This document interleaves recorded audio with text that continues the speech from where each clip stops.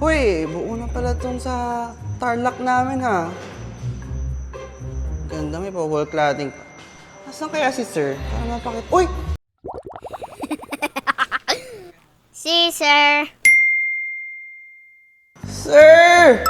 Oy, shoutout sa inyo guys. Good evening. Good Kamusta? evening, sir. Ginabi na tayo Kamusta? dito ha. Ano, Jed? Ano tayo, sir? Anong ating ate? Kamusta ang buhay? Geng-geng muna kayo dyan. Ayan, welcome to Caesar episode na naman. So ano yan, Jed? Natawa mo, Sir? tapos na? Oo nga, nakaraan, parang hindi pa tayo kompleto rito, sir.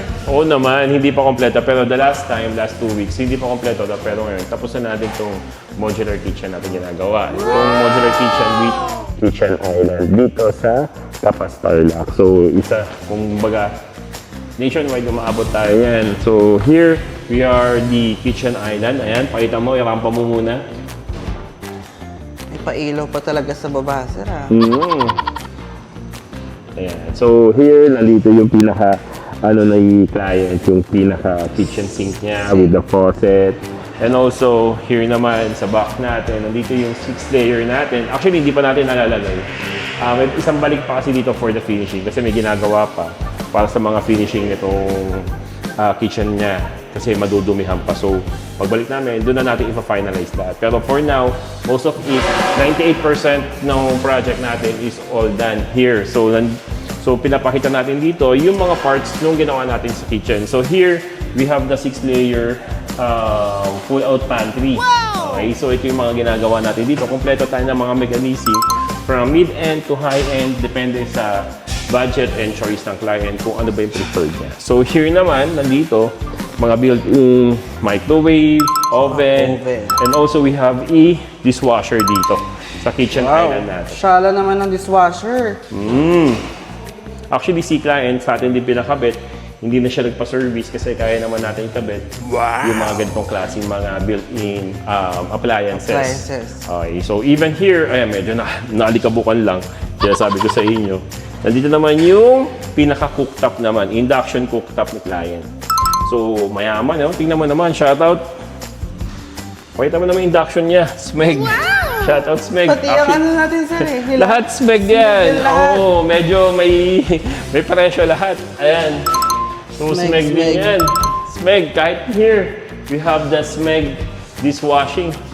Ayan. So, yan, guys, nakikita ninyo, most of it, complete na tayo dito. Mga retouches na lang and also finalize yung mga pagkisilan and everything. Okay. But we all done here. Then we have the 2-door dito by LG naman. Shoutout sa LG. Ayan. So, nandito with the overhead natin. Kung mapapansin ninyo, full kitchen cabinet yung height nito with the overhead lahat sa taas. Ayan. So, here din yung pinaka-range wood niya. Smeg din to. Ayan, Smeg combo. Lahat Smeg. Grabe. Ganda ng kitchen. Medyo, ang pinaka-isa din dito, yung pinaka-modern natin, the motorized pop-up natin, yung latest ngayon sa market. Ayan, wait lang. Double top pala. Yun! Charot. Actually, dito mo magdito yan. Kabila ka. Dito yung pop-out outlet natin. Nandito yung universal outlet and also the USB. And meron kang Bluetooth speaker here. May pa-speaker pa talaga. Oo, may pa-speaker yan. Diba? Tama ba ako? Pakita mo si Kuya. Tama ba, Kuya? So, yung shoutout. Hindi mo mabagot yung magluluto. Ayan. Ayan yun. Tapos ito, nandito naman sa top kung gusto mo naman ng wireless charging. So most of it, pwede mong yan dito, Android or iPhone, pwede mong ilagay dyan. Ito yung mga add-ons na pinalagay ni client. Depende kay client kung may mga gusto siyang features na ilagay sa kitchen, pwede natin ilagay yan. Okay, so yun, double tap lang, bababa yan. Medyo madumi, linisan na natin. Dami kasi, may ginagawa pa kasi dito sa bahay. Actually, siguro mga 80% pa lang for finishing yung dito sa bahay. Inuna lang talaga niya yung kitchen kasi gusto na ni client makita yung itsura ng kusina niya. Okay, so from this part, nakita dito yung main kitchen niya and the kitchen island. Okay? Then, after naman dyan, nandito naman yung ang tawag, inano naman natin to, nagpalagay si client kasi may space siya dito. So, min-maximize natin. Then, sabi namin kay client, let's have this one a coffee station. Okay? Nandito yung side ng coffee station with additional pantry and storage cabinet. So, kung makikita niyo, we have overhead storage cabinet sa taas. Maximize natin yung space kasi ang taas nito.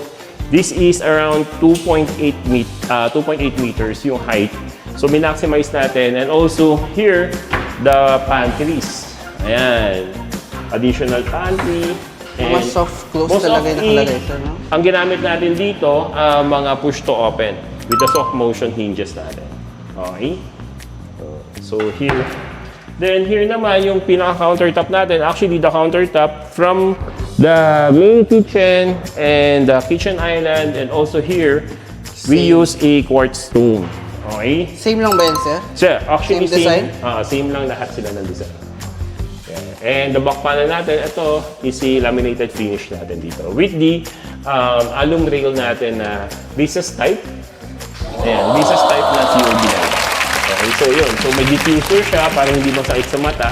Makikita nyo naman. So, maganda, elegante. And dito mangyayari, kung mapapansin ninyo, baka kasi mapansin ninyo, bash nyo ako, ba't may puti? Bakit nga ba puti yung isa, sir? Kasi dito, yung mga appliances ni client, mga 110 galing ng US. Imported. Kaya mga mapapansin ninyo, nasa na ba yun? Wala pa. Actually, may mga lalagay tayo. Actually, nandito, meron tayong ADR. So, may mga ADR per cabinet tayo nakalagay dito kasi yung mga appliances, meron silang mga appliances natin is naka 110 volts. So hindi siya for 220. That's why itong dalawang outlet here is white because indicator that this is a 110 volts. Para hindi ka makakapagsaksak dito sa itim ng nakikita ba to? Nakikita yun. Yan, hindi makakapagsaksak sa itim ng 110 kasi sasabog yung Kasabog yan talaga, Oo. sir, pag nailipat. Yes, and here naman, nandito naman yung fridge. For Ayan, wine. chiller niya. Ayan. Ay, baka siguro mahilig si Madam sa wine and everything. Ayan, ito siya. Okay? So yun lang naman. And aside from that, ano pa ba mga ginamit? Ito, Sir, may hindi ko- napansin ako dun sa kabila. later on. Ito muna. Pansinin natin later on yan. Ito naman yung mga, syempre, dito ka sa gilid. Kung nagluluto ka, nandito yung mga condiments. This is a side pantry, siya tawag. So yung mga condiments, o yung mga toyo, suka, whatsoever here, para yung ergo ng tao, kukuha lang dyan, ayan, lagay, balik, tago, di ba? Then here naman, kung may mga pang ano-ano ka, ano tawag ito? Spices ba yun, sir? Hindi, yung mga panghalo, Mga utensils. yung mga utensils, here naman siya. Okay, ito naman, we use a soft motion drawers. Okay? Talagang convenient, sir, no? So, yung sabi mo, ayan, a lot ng pantry. So, ewan ko kung mahilig ba talaga si Madam magluto. Feeling ko mahilig siya magluto, sir. Tama So, yung yun. So, cabinet. may overhead pa tayo sa taas para sa mga additional na mga kitchen utensils ni client. And from here, this is the kitchen. And this will be the dining area. Okay, this is the dining area. And if you can see, wala pa yung dining table. But, na-push natin si client to have a wall cladding dito. Ayan, this is what we call laminated wall panels. So, ito yung wall cladding natin. Laminated wall panels natin dito with metal inserts. Kung mapapansin ninyo, nakalabas yung mga metal inserts. Ayan. Okay? So, labas yung mga metal inserts natin para sa additional accent. Para hindi masyadong flat na flat. Yes. Kaya pag tinignan mo sa side, nakikita ba sa side? Na parang hindi siya diretso, di ba?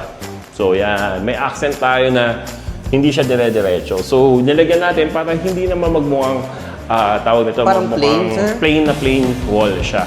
And also, the color or yung texture natin here is gusto kasi ni Madam na medyo darker.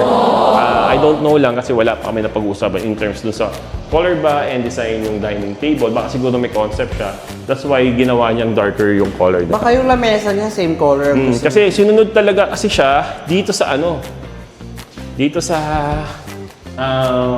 hamba ng doors. Okay, so yun. So, pero kasi, kung mapapansin nyo, medyo malaki yung house, then all white. And here naman, abangan natin kasi ginagawa pa yung bahay, yung mga sheer curtains niya. So, we're going to place here sheer curtains, palibot na to. Okay? Kasi dito, magagayari kasi, full side yan. Doon sa vlog natin, di ba? Sabi ko naman kung ano mangyari dito. This is a poolside and magkakaroon siya ng parang mga villa. Dandun yung mga Labas, guest sir. room. Yes. Okay, so may Pakita villa natin siya. yun mamaya, sir. Yun, so may villa doon and this is the pool. So Nagawa yun, pa that's eh. why we're going to have it sheer curtains para visible yung labas. Okay, para maganda pa rin. Hindi na tatabunan ng heavy. And also from this point, sheer curtains tayo dito. Ayan. So ito naman kasi is may privacy, wala namang issue in terms of privacy. Pero here, on this side, ayan, dito, may sheer na tayo dito. And also heavy curtains. From ano ba yan, sir? From ceiling? Kasi ba? ito kasi, hati kasi ito. So, hindi makakadaan yung curtains natin from that point, dun sa beam na yon. So, from that point, dun sa window, dun maglalagay ng curtains and half nun yung curtains naman. Okay. Ito kasing side na to, along the highway. That's why we need to have a full privacy for the client. So, yun na yun. So, kung sa mga nagtatanong dyan, kung may curtains ba kami, yes, we have curtains kasi we are full interior we have full interior products and services that we offer here in Excellent Home Decor. So, dito, lahat na halos nasa, pwede na namin i-offer sa'yo. Para isa na lang yung, para isa na lang kausap mo. So, wala ka na ibang kakausapin. Either source out ng mga furnitures, pwede natin gawin sa inyo. Okay? So, part yun naman sa interior designing natin. So, here, if you can see, ayan. So, ginagawa pa kasi. Yan ang lalim ka.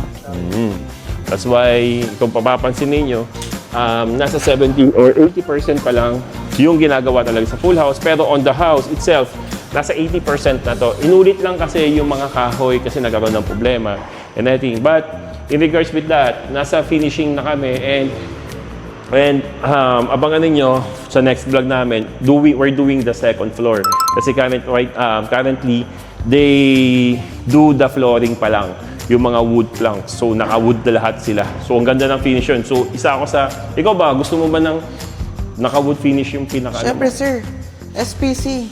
SPC, pero ako hindi ako, mas gusto ko talaga yung sa taas eh. Totoong kahoy. Kasi pag Pakita totoong natin kahoy, yan, sir. hindi malamig. Alam mo yung pag tumapak ka, hindi yung pagtapak mo galing sa kamo. Ang ginaw.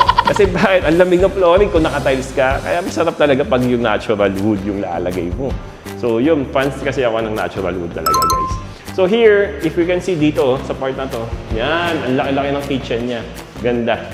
Okay? Kasi meron pa tong dirty kitchen. Soon, yung dirty kitchen naman, isusunod natin. Once na natapos na, yung hilera ng villa. So doon naman pang outdoor kitchen naman yung lalagay natin. So most probably, ang gusto niya, ang preferred ni client doon, ang pinili niya is PVC board para all-weather na siya.